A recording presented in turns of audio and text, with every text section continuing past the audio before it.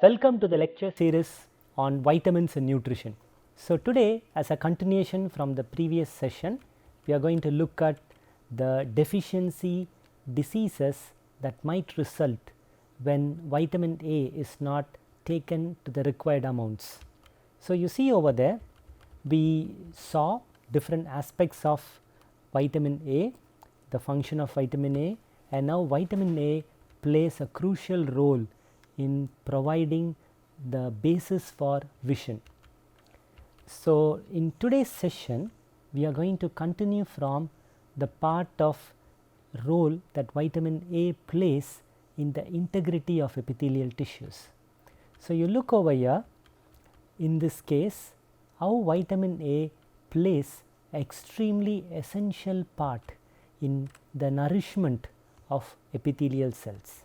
So you see over there, epithelial cells role is essential in the early stages of fetal development.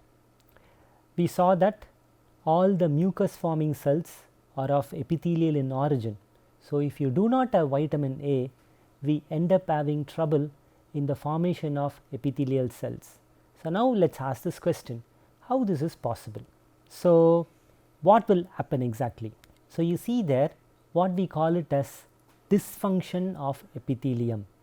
Dysfunction of epithelium means epithelial cells starts disintegrating. In other words, they start dying.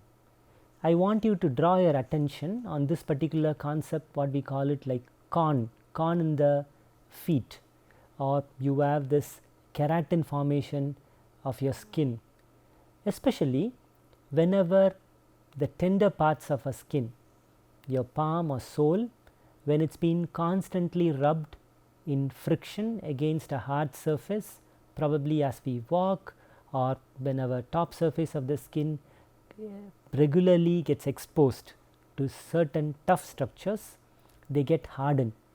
So this is a natural adaptation we see, where the top soft layers of epithelial cells are being replaced and the dead cells accumulate over there and they form basically keratin rich components.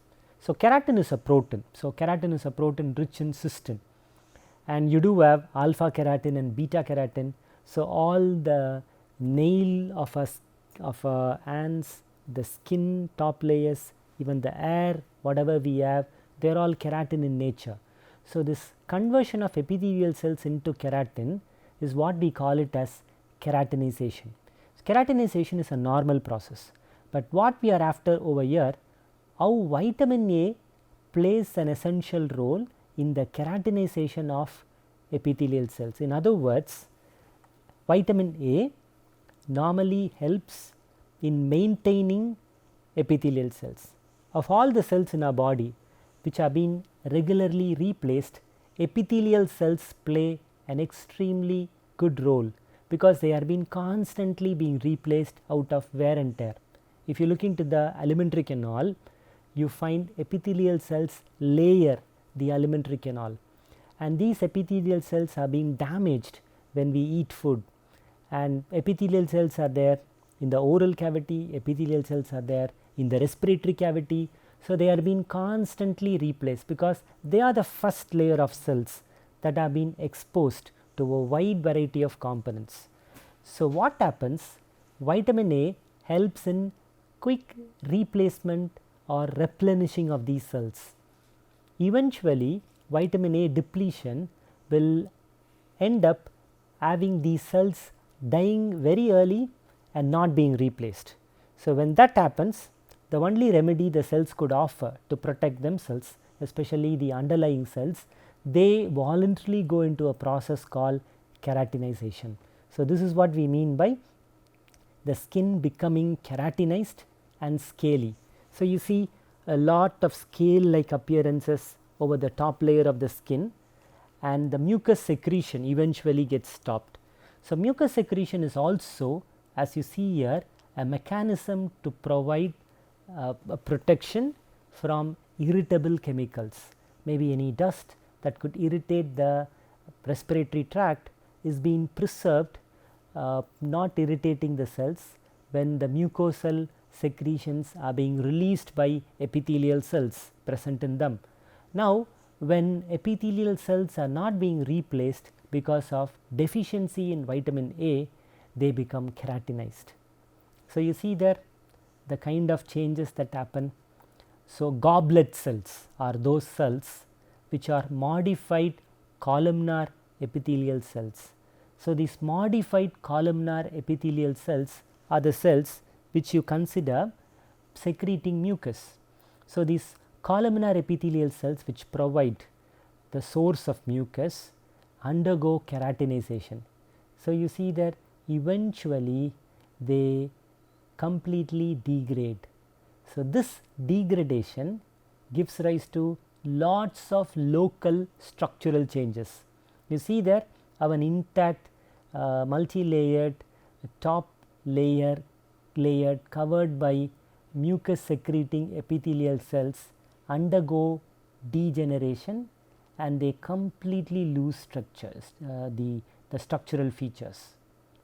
So, this leads to, I would say, decreased resistance to infection. So, this is a major problem, especially you see the respiratory tract needs to be moist, and leave alone being moist. Now, the fundamental epithelial cells which protect them undergo keratinization, they become hard.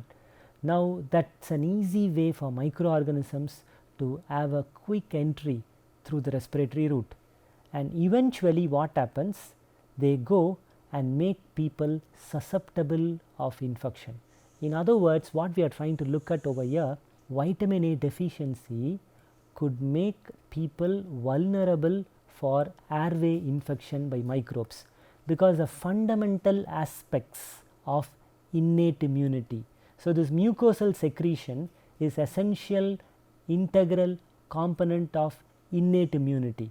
So, innate immunity is a non-specific way of preventing pathogen entry into our body, and vitamin A plays a role in strengthening the innate immune response. Now, without these mucosal secreting cells and their integrity being lost because of vitamin A deficiency, this person gets directly exposed to severe airway related infectious conditions. Not only here, wherever you find mucosal secretion, you end up with this problem. So, that is why we directly associate vitamin A deficiency to immune downgrading responses. So, you see over there, sometimes it is even more dangerous. You look over here, they play an essential role in the cardiovascular conditions. So, as I told you earlier, in the absorption, vitamin A is generally absorbed along with vitamin E, although we are going to look at vitamin E sometime in the future in our discussion. Now, I want to mention how vitamin E plays a role in helping in the absorption of vitamin A. Now, since both are fat soluble, they mutually help each other in the absorption, and now looking at vitamin A, they have this antioxidant ability. So, what do you mean by antioxidant ability? So, you know vitamin A is basically a retinol, gets converted into retinal, which is an aldehyde which gets oxidized further as retinoic acid. So, if you are going to look at tissue surfaces, if there are free radicals being generated, so these free radicals can be scavenged by vitamin A. So, vitamin A could preferentially get oxidized and could prevent the more sensitive underlying tissues and cellular mechanisms intact. So, that is what we mean by antioxidant capabilities. So, they get preferentially oxidized and thereby preventing the free radical entry damaging the cellular surfaces. So, you see this is extremely important in diseases like cancer.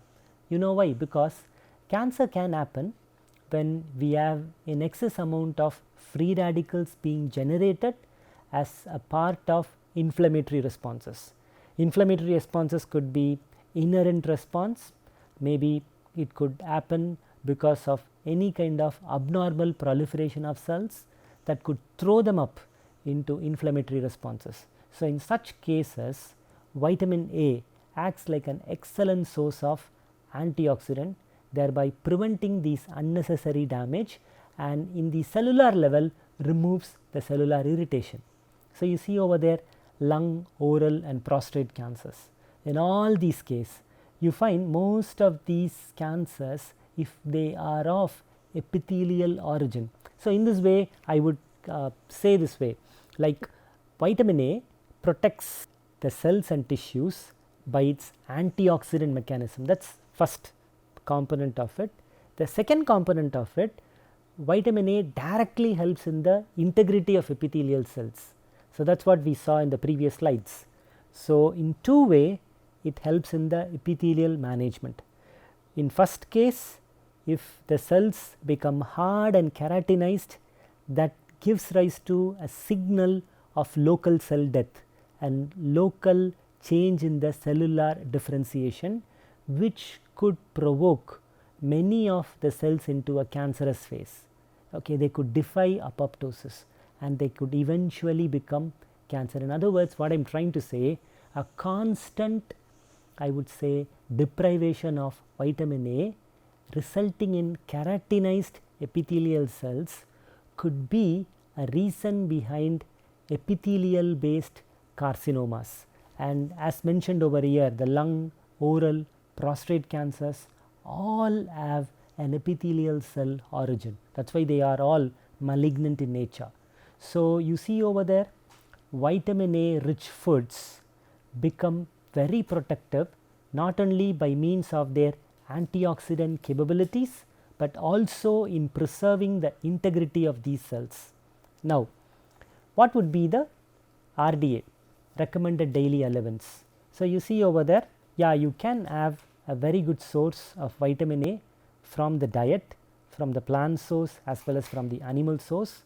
So, the vitamin A requirements can be elaborated in terms of international units. So, there is a separate convention in which how we calculate. Probably we will do that elaborately in the coming sessions. Right now I want you to just have a focus on the overall recommended daily allowance. Say for infant and children, this recommended daily allowance is mentioned in terms of the microgram of vitamin needed. So, like 400 to 600 micrograms per day, and for men and women you have a range from, let us say, 700 to 1000, and during pregnancy you find there is a tremendous increase. So, in pregnancy we need around 1000 microgram. Okay. So, for children it is always like 400 microgram, and for men you could roughly keep it like 700 microgram to 800 microgram, and in pregnancy it becomes double, 1000 to 1200. And you see over here, lactation and pregnancy, always there is a demand on the health of the women, because the women have to supply food material required for the growing fetus, and later during lactation they should provide these vitamins in the form of feed. So, they need an extra dose of these vitamins. So, look over here, now we are going to focus on typical vitamin A deficiencies. Now, a little more word on the daily required allowance. Now, when we look at this, there are two ways of looking at it. I think I have mentioned about it earlier, but I would like you to recollect that two terminologies associated with that, what we call it like enrichment and fortifications. So, what do you mean by enrichment? So, enrichment is the general dietary food what we take, the fresh sources of food. So, you add an extra dose of vitamin and you enrich them. So, this word enrichment could be, you look at those natural foods which already have a source of vitamin, and when you process them, for example, vitamin A, the content of vitamin A would drastically gets affected when the food is dehydrated. So, when we process food, if you are going to dehydrate and if your process involves dehydration, it is recommended that you add little more amount of vitamin A to compensate for the loss. Then when you consider fortification, so what is fortification? So, fortification is, you know, the amount of vitamin, let us say in this case as we are discussing on vitamin A, the amount of vitamin A present naturally in a particular food is less. In such cases what you do, you add an extra amount of vitamin to the food, so that you want to ensure the food becomes little more balanced, and you also take care that this excess vitamin being provided would not only be helpful in meeting the needs of the overall dietary requirements of the individuals consuming it, but also you want to ensure that the loss that could happen during storage is also compensated for.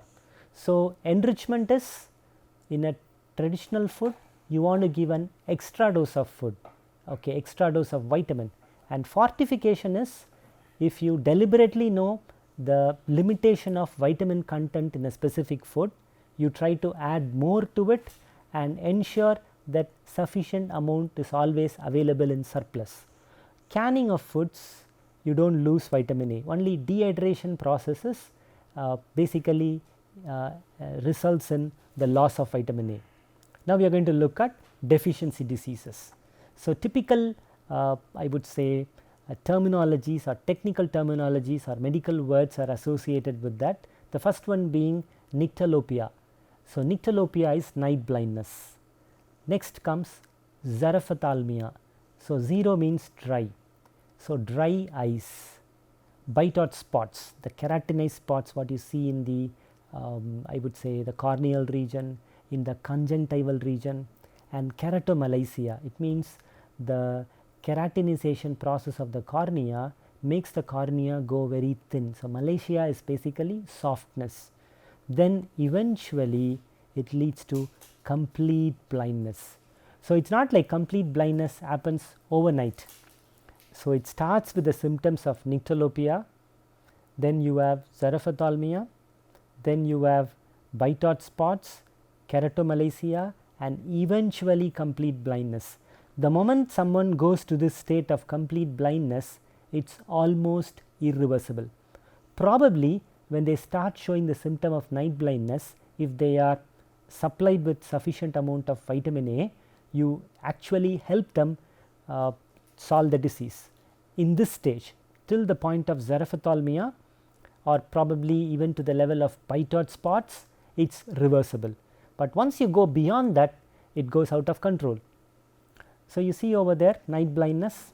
So, it is a very interesting picture. So, the moment you go over there, even there in dusk, in darkness, you know the fine details. Probably you may not be able to see the color, but immediately your eyes would adapt. You would be able to look into the shapes or forms, and this is basically, I would say, a symptom that needs to be noticed in pregnant women. They find it little difficult to adapt to darkness. This is because of the growing demands of vitamin needed by the fetus growing in the womb. So, you find them especially there is again an additional demand of vitamins in the last trimester, where more of epithelial tissues and other fast growing cells align themselves and start functioning on their own in the developing fetus. Again at that particular point, the pregnant woman needs to be supplemented with vitamin A. So, here you find xerophthalmia. So, you see there xerophthalmia is dry eyes. See, do not associate xerophthalmia because of some mechanical reasons, because if you consider xerophthalmia, constantly looking at bright sources can make your eyes go dry. So, this is induced xerophthalmia, which could be treated with lubricants. But what I am trying to say over here is a vitamin A deficiency xerophthalmia. So, this is a very typical condition where depletion of epithelial cells in the eye gives rise to deficiency disease.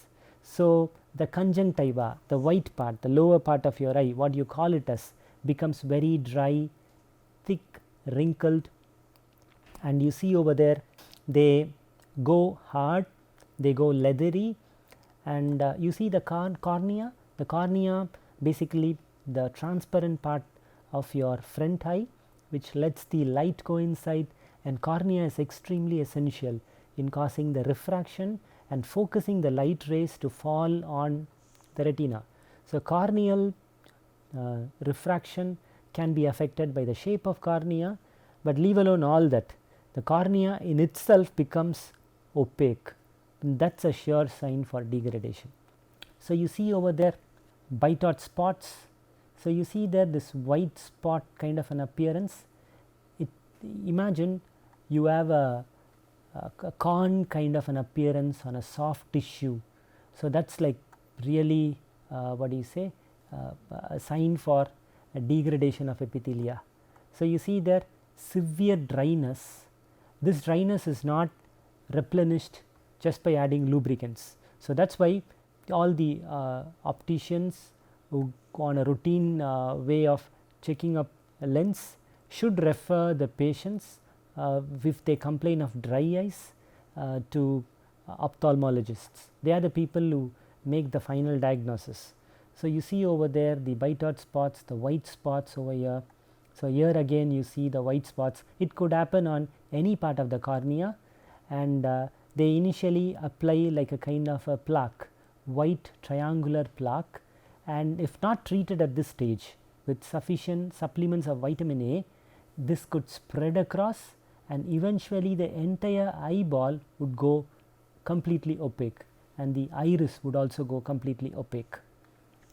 So, here you see keratomalacia. So, keratomalacia is basically, you see the eye ball, the iris and other regions. So, in the picture above you see the eyes going very opaque, kind of a hazy eye appearance they have. So, this is one of the major causes of blindness in India.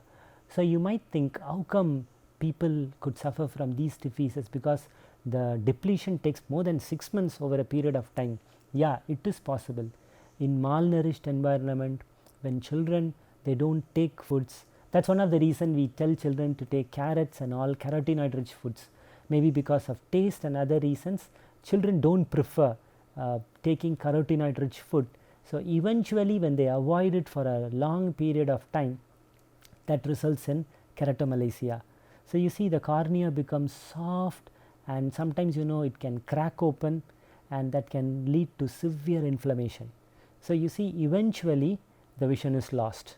So, although this kind of keratomalacia can be replaced or can be restored by I would say eye transplantation, because when you talk about eye transplantation, in principle we are talking about corneal replacement. We do not replace the entire eye, because retinal damage is irreversible. So, retinal damage and corneal damage together makes the damage irreversible, but you can to some extent supply vitamins, and if the damage is too much, you can even go for corneal replacement. So, the other symptoms what I have been telling, it is the alteration of skin and mucous membrane. You may have hepatic dysfunction. So, what is this hepatic dysfunction? Because liver being the primary organ for vitamin A storage and degradation, and if vitamin A depletion happens, the hepatocytes which have been constantly involved in metabolic functions also gets affected. So, you do have symptoms of headache, because vascular epithelial damages can give rise to vasodilatation symptoms, and constant vasodilatation of essential capillaries which supply brain can give rise to the symptoms of headache. Obviously drowsiness, because it is again associated with epithelial damage. Yeah, peeling of skin, it is also there. So, you see there you have to do the dark adaptation test, and people also measure the amount of RBP, retinol binding protein. Retinol binding protein levels are low, that could be part of an inherited disease. Again people might suffer. So, in this case people take sufficient amount of vitamin A in their diet, in spite of it they show symptoms of deficiency. So, in such cases the RBP estimation would give a direct indication of whether sufficient vitamin A is being made available for circulation. So, the serum level of vitamin A also needs to be monitored. So, if you recollect, we saw Georg's contribution in evaluating vitamin A in the blood tissues in the earlier sessions. So, such kind of a reference index, like in the serum level per deciliter we need to have 25 to 50 microgram of vitamin A. So, that all these tests are confirmatory to tell you that maybe you can do a differential diagnosis along with that and see the importance of vitamin A deficiency on a case to case basis. So, you see there. Now, do we have problem taking excess of vitamin A? Yeah, it will happen. So, you see the polar bears, and as I told you earlier, liver is an excellent source for storage of vitamin A. So, that is one source. For example, people who suffer from deficiency diseases, you could recommend them taking liver as a diet, which could be a very good source for supplying vitamin A. For people especially who are non-vegetarian in their diet, and for vegetarian we recommend carotenoid rich foods. So, you see over there the Eskimos who regularly take or on a diet of a polar bear meat and liver end up having too much of vitamin A taken up. So, this kind of excess supplementation of vitamin A can be extremely dangerous. You see, it can go to a level, it can give rise to severe toxicity and death. So, what will happen in such cases? It can give rise to fatty liver, hepatomegaly. The liver becomes enlarged, and there will be also problems of cerebrospinal fluid pressure. So, this is due to abnormal vascular changes happening, and there would be problems connected with calcium homeostasis. It will interfere in the calcium metabolism, and then you do have again excessive dryness or desquamation. So, what do you mean by desquamation is the cobble shaped squamous cell epithelial gets affected, and their cobble shaped appearance or the kind of a stretchy appearance and the function that they do gets affected. So, now the other part of vitamin A. So far we have been looking at the dietary aspects of vitamin A. So, vitamin A is not only used or utilized by our human physiology. So, any dietary deficiency results in all the diseases I discussed earlier, and vitamin A rich tablets or food supplements are recommended as part of dietary deficiency. That is true. In addition to that, retinoic acid is an excellent source for treating these diseases, and the first one being psoriasis. So, psoriasis is an autoimmune disease. See, normally you have the top layer of the skin replenishing dead cells, and it's quite common for all individuals. But for people who suffer from psoriasis, there is an abnormal proliferation of the top layers of skin. Let us say in an average 3 or 4 rounds of top epithelial cells are replaced. But for people who suffer from psoriasis, you do have more than 100 or 200 types of top epithelial layer being proliferating, and you have a browny or I would say ash like scaly appearance on the skin. So, retinoic acid can be applied in the form of an ointment. This is part of the diet that can be taken up, and that can fix up this disease. So, it's recommended for psoriatic conditions. And again, promyelocytic leukemia. So, any excessive amount of proliferation of blood cells, so can also be bound up and can be treated with retinoic acid. And finally, the acne, where you have skin changes, retinoic acid is an excellent supplement. So, you see, we are going to conclude the session on vitamin A. So, that will be the summary for today's session. So, we saw all the deficiency diseases of vitamin A. We also saw what all different kinds of complications and the biochemical and physiologic changes that happen, and we saw exactly how it can be treated, and we also looked into different aspects in which vitamin A can be given as a supplement, not only for dietary deficiencies, but also can be used as an excellent means to remedy these conditions. So, thank you once again for your attention.